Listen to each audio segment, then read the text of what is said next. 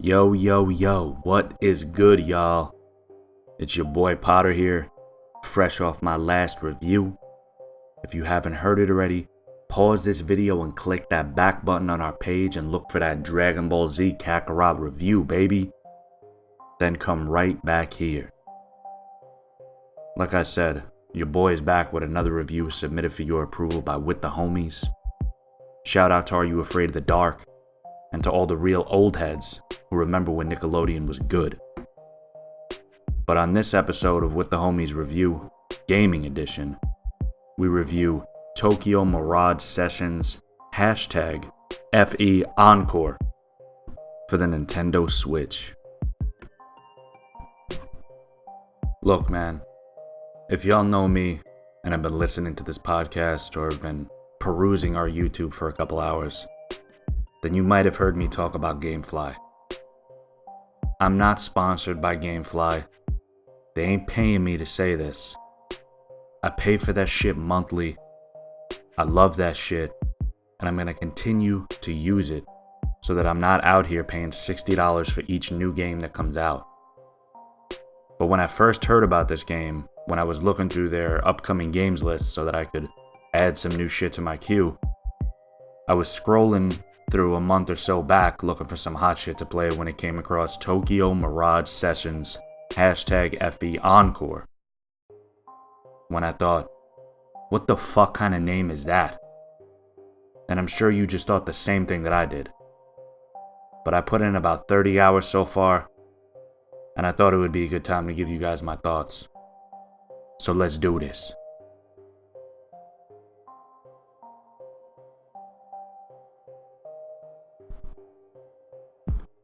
Tokyo Mirage Sessions #FE Encore. I'm not going to continue to keep saying that long name, so I'm going to shorten it. But it's a Switch port of an RPG that was originally for the Wii U. It was designed to be a collaboration between Atlas and Intelligent Systems. It's a crossover between the Fire Emblem series and the Shin Megami Tensei series, otherwise known as the Persona series. The main story takes place in modern-day Tokyo, featuring real-life locations such as Shibuya and Harajuku.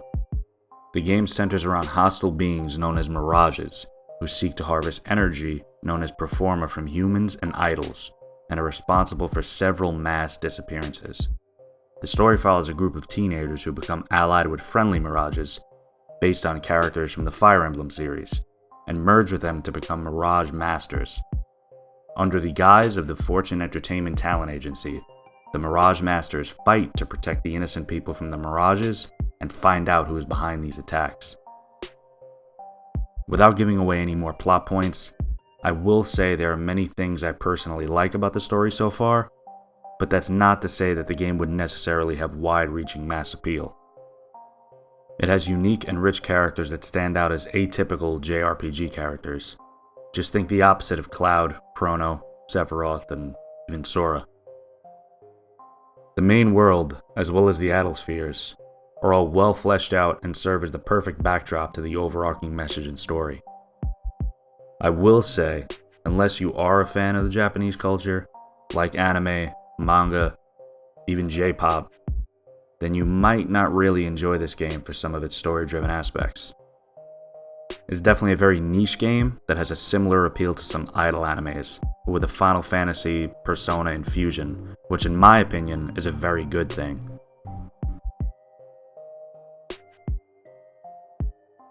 Gameplay and story are the cornerstones of all RPGs, and with Tokyo Mirage Sessions, you're in very good hands.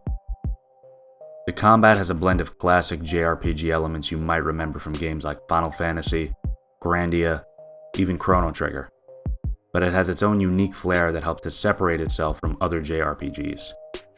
It has a game mechanic built into the combat system called Sessions, where once analyzing your enemy's weaknesses, you can choose specific attacks and special moves that will then chain attacks together between your team. Using session attacks is not only the best option to defeat your enemies, but chaining these sessions together also build up a special performance meter that you can use to unleash your team's ultimate attack. I also thought the explanation of the Performa power system was pretty interesting. that performances since prehistoric times were meant to call upon the powers of the gods, like a rain dance. So that's how these powers become incantations of themselves and manifest inside of humans. The game features a semi-open world where there exists multiple locations that you can fast travel between.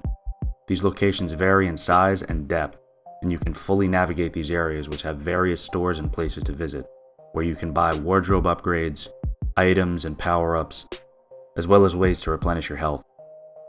You cannot purchase weapons though. They unfortunately only become available through leveling your team members through combat. You will then need to travel to your idol agency and speak with one of the idols that will grant you these new powers after you've collected the appropriate mixtures of spirits from the enemies you've defeated in combat. Although this very much feels like the port of a Wii U game, it still feels like a fresh take on the JRPG genre that I think will definitely bring hours of fun and enjoyment to many JRPG fans looking for a new experience. Graphically, this game is nothing to really write home about. As I said previously, it looks very much like the port of a Wii U game, but with some slight updated textures and models. This game shines brightest during cutscenes and segments that utilize hand-drawn Japanese animation technology. The animated aspects lend itself particularly to the setting, tone, and story of the game. I'm actually curious to know if these segments were created by a popular anime studio, but I couldn't really find any relevant information. But it almost feels like I'm watching and taking part in an obscure anime. If you're a fan of the Japanese culture, you will definitely find a lot to enjoy. Now for some quick pros and cons. It has a very intuitive, simple, and yet deep menu and leveling system. It very much feels like Persona, and if you're a fan of that game series, like I am, it's a very good thing. The combat is fun and addictive, and makes grinding very easy. The world at times can feel a little lifeless, and the landscapes and places you visit aren't what you would typically expect from a fantasy JRPG. Just think the opposite of Final Fantasy VII. During cutscenes, there's no subtitles, so you don't really know what's going on. And even during fights, there aren't any subtitles, so you really have no context as to what's being said. This could either be a good thing or a bad thing depending on the person you are, but it is a very niche game.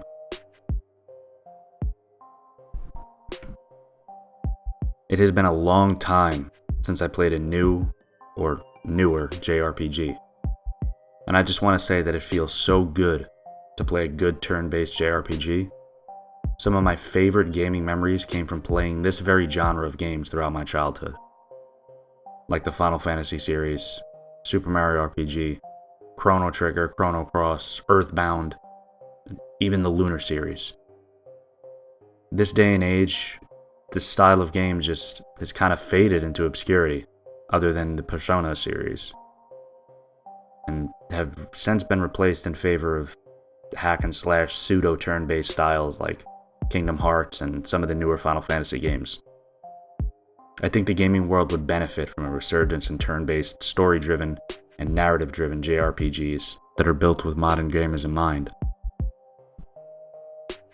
I know that when this game originally launched on the Wii U, it didn't do too well in terms of sales. But the fact that this game sold 5,000 less copies than it did in the Wii U is just a little depressing to me. If you're a fan of JRPGs and you love Japanese culture, you should do yourself a favor and pick this game up. Let these developers know that you love this genre and that you want to support games like this, so that you can see more great and unique games like this one. Whatever the case may be, does it look like it might be strange? Yes. Do you not want to give it a try because of the J-pop idol aesthetic? Maybe. Do you not want to purchase a $60 port of a Wii U game for the Switch? Most likely. But ignore all that. Do yourself the favor and give it a shot. You never know. It might just be right up your alley. This is your homie Potter, and this has been another episode of With the Homies Review, Gaming Edition. And I am giving Tokyo Mirage Sessions #FE Encore 8 dancing J-pop idols out of 10.